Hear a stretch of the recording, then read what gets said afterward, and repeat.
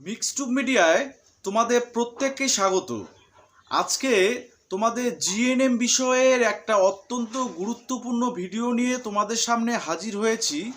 তোমরা যারা first time এই চ্যানেলটা ভিজিট করছো, নার্সিং রিলেটেড সমস্ত আপডেটের জন্য সাবস্ক্রাইব করবে, আর ভিডিওটা ভালো লাগলে প্রচুর পরিমাণে শেয়ার করবে।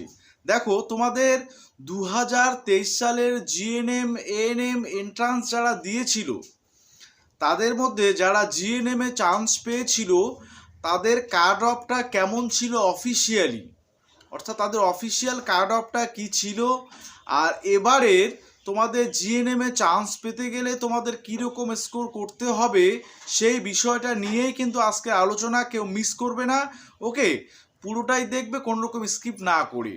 দেখো, তোমাদের যে কাট অফ বিষয়টা, তোমাদের 2023-এর যে কাট অফটা ছিল সেটা কিন্তু একটু হাই ছিল অন্যান্য বারের তুলনায়, অর্থাৎ 2022-এর থেকে 2023-এর যে কাট অফটা সেটা কিন্তু একটু হাই ছিল। আর 2023-এর থেকে 24-এর কাট অফটা কেমন হবে সেটা কিন্তু একটা প্রশ্নচিহ্নের মধ্যে থেকে যাচ্ছে, কারণ যেহেতু এখনও এক্সাম তোমাদের হয়নি, কোশ্চেনের প্যাটার্ন তোমাদের এখনও দেখা হয়নি, অর্থাৎ কোশ্চেন পেপার এখনও দেখা হয়নি, তাই তোমাদের কিন্তু কাট অফটা কীরকম ঠিক যাবে সেটা কিন্তু বলা অ্যাকচুয়ালি মুশকিল। তবুও আমি তোমাদের সুবিধার্থে যে কীরকম নম্বর পেলে তোমরা 2024-এ চান্স পাবে সেটাও আমি তোমাদের বলবো। তার আগে অবশ্যই তোমরা 2023-এর অফিসিয়াল কাট অফটা শুনে নাও। দেখো, অফিসিয়াল কাট অফটা শুনে নিতে গেলে তোমাদের জিএমআর বেসিসে কাট অফটা কত গিয়েছে মপ আপ রাউন্ড পর্যন্ত। তোমাদের মপ আপের পরে কিন্তু স্পট কাউন্সিলিংও হয়েছিল, তো আমি স্পট কাউন্সিলিংটা ধরছি না, আমি মপ আপ পর্যন্ত তোমাদের জিএমআর এর কাট অফটা কত ছিল কোন কোন ক্যাটাগরিতে সেটা আমি তোমাদের একবার বলে নিই, ওকে? আচ্ছা, প্রথমে ইউআর ক্যাটাগরিতে দেখো, ইউআর ক্যাটাগরিতে যে জিএমআরটা গিয়েছিল সেটা 3766, 3766। ওবিসি বিতে 3787,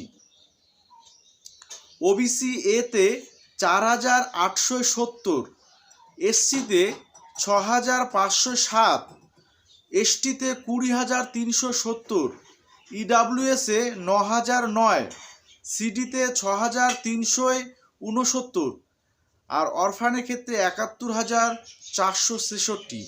এই ছিল তোমাদের অফিসিয়াল কাট অফ, সেটা হচ্ছে তোমাদের জিএনএম এর ক্ষেত্রে 2023 সালে জিএমআর বেসিসে, ওকে? এবার এই যে জিএমআরগুলো করেছিল, সে কত স্কোর করে তারা এই লাস্ট জিএমআর যে চান্স পেয়েছিল, তারা লাস্ট জিএমআরগুলো করেছিল কত স্কোর করে, সেটা তোমাদের আমি বলছি। দেখো, তোমাদের 3766 ইউআর ক্যাটাগরিতে চান্স পেয়েছিল লাস্ট মপ আপ পর্যন্ত। সেখানে তোমাদের যে স্কোরটা ছিল সেটা হচ্ছে 54+, 54+, এটা মাথায় রাখবি। আচ্ছা, ওবিসি বিতে 3787, এটা হচ্ছে 54+-এর মতো স্কোর করেছিল। আমি এক্সাক্ট একদম স্কোরটা তোমাদের বলতে পারছি না, কারণ এক্সাক্ট ডাটাটা নেই, এটা অ্যাপ্রক্সিমেট এবং খুব কাছাকাছি যেটা বলে। ওবিসি এর ক্ষেত্রে 4870 জিএমআর করেছিল, তার স্কোর ছিল 50+, 50+, ওকে? এসসিতে 6507 ছিল, তার স্কোর ছিল প্রায় তোমাদের 49+। কারণ দেখো, এখানে কিন্তু মাঝে কিন্তু ডিফারেন্সটা অনেক দাঁড়ায়, 0.1-এর জন্য 500,000 জনের ডিফারেন্স চলে যায়। তো সেক্ষেত্রে এটা এসসিদের 49+ ছিল লাস্ট স্কোর মপ আপ পর্যন্ত। এবারে হচ্ছে এসটিদের 20,370-এর চান্স পেয়েছিল লাস্ট, তাদের স্কোর ছিল 35+, ওকে? আর ইডাব্লিউএস এর ক্ষেত্রে তোমাদের 42+, অর্থাৎ 9009 যে জিএমআর করেছিল তার স্কোর ছিল 42+, 42+। সিডির ক্ষেত্রে 6369 লাস্ট জিএমআর ছিল, তার স্কোর ছিল 46+। আর অরফানের ক্ষেত্রে 71,466, তার স্কোর মোটামুটি 22 থেকে 25-এর মধ্যে ছিল। ঠিক আছে, এই যে তোমাদের যে লাস্ট ইয়ারে অর্থাৎ 2023-এর তোমাদের কাট অফটা, অফিসিয়াল কাট অফটা ছিল মোটামুটি এরকম। ঠিক আছে, তো 2024-এ তোমাদের কীরকম কাট অফ যাবে সেটার কিন্তু ভিডিও কিন্তু আমি অলরেডি তোমাদের একটা দিয়েছিলাম। তবুও তোমাদের আমি বলে নেই যে তোমাদের ইউআরএ মোটামুটি তোমাদের 55+ যদি, মানে মোট কথা আমি কাট অফ বলতে এখানে আমি সেভ স্কোরের কথা বলছি, যে তোমরা কত স্কোর করলে একটা সেভ জোনে 2024-এ থাকবে সেই বিষয়টাই আমি বলছি। ওকে, আচ্ছা, ইউআরের ক্ষেত্রে তোমাদের 55+ যদি তোমরা করতে পারো তাহলে একটা সেভ জোনে থাকবে। তোমাদের ওবিসি বি এর ক্ষেত্রে সেম 55+, ওবিসি এ এর ক্ষেত্রে 50+, এসসির ক্ষেত্রে 50+, এসটির ক্ষেত্রে 38+, ইডাব্লিউএস এর ক্ষেত্রে 45+, সিডির ক্ষেত্রে 45+, অরফানের ক্ষেত্রে তোমাদের মোটামুটি 30+।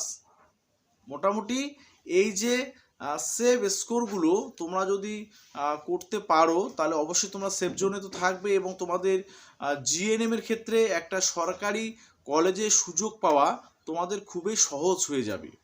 ঠিক আছে, কারণ দেখো কম্পিটিশান যতই বাড়ুক না কেন তোমাদের যে কাট অফটা, সেই কাট অফটা কিন্তু গত বছর যেরকম ছিল মোটামুটি সেরকমই থাকবে, একটু এদিক ওদিক হতে পারে, কিন্তু বেশি একটা ফারাক তোমাদের বা ডিফারেন্স তোমাদের হবে না। ঠিক আছে, তো তোমাদের এটা 2023-এর যে অফিসিয়াল কার্ড অফটা শোনালাম, তোমাদের 2024-এর সেভ স্কোর, কত স্কোর করলে তুমি সেভ জোনে থাকবে সেটাও শোনালাম। আর এবারে আসি তোমাদের সিটের ক্ষেত্রে। দেখো তোমাদের 2023-এ প্রায় 2700-র মতো সরকারি সিট ছিল। তোমাদের যারা তোমরা এএনএম জিএনএম এন্ট্রান্স দেবে তোমরা প্রত্যেকে চাও কিন্তু একটা সরকারি কলেজে তোমরা যাতে সুযোগ পাও সেই অনুযায়ী। তো সরকারি কলেজে সুযোগ পেতে গেলে তোমাকে কিন্তু প্রিপারেশনটা সেইভাবেই নিতে হবে। আমি পূর্ববর্তী একটা ভিডিওতে, লাস্ট যে ভিডিওটা দিয়েছিলাম সেখানে কিন্তু আমি স্পষ্ট বলেছিলাম যে তোমাদের হাতে হচ্ছে 3 থেকে 3.5 মাসের মতো সময় রয়েছে। এই 3 থেকে 3.5 মাসের মধ্যে তোমরা কিভাবে প্রিপারেশান নিবে, কোন কোন বইগুলো পড়বে, সেই সঙ্গে ডিটেলস কিন্তু সমস্ত বিষয় আমি কিন্তু আগের ভিডিওটাতে সেটা শেয়ার করেছি। তোমরা দেখে না থাকলে ডেসক্রিপশনে তার লিঙ্ক দেওয়া থাকবে, তোমরা অবশ্যই একবার দেখে নেবে। ওকে, তো সেই ভিডিওটা ভালো করে দেখে নেবে, সেই অনুযায়ী তোমরা প্রিপারেশান নেবে। দেখো হতাশ হওয়ার কিছু নেই, হতাশ হবে না। 3 থেকে 3.5 মাস এখনও তোমাদের হাতে আছে। এই 3 থেকে 3.5 মাস তোমরা যদি তোমাদের প্রিপারেশানটা ভালো মতো চালিয়ে যাও তাহলে তোমাদেরও জন্য কিন্তু একটা সরকারি কলেজ অবশ্যই থাকবে, এটা কিন্তু তোমাদের বলে রাখি। তো ঠিক আছে, আজকের ভিডিও এই পর্যন্তই। সকলে ভালো থাকবে, সুস্থ থাকবে।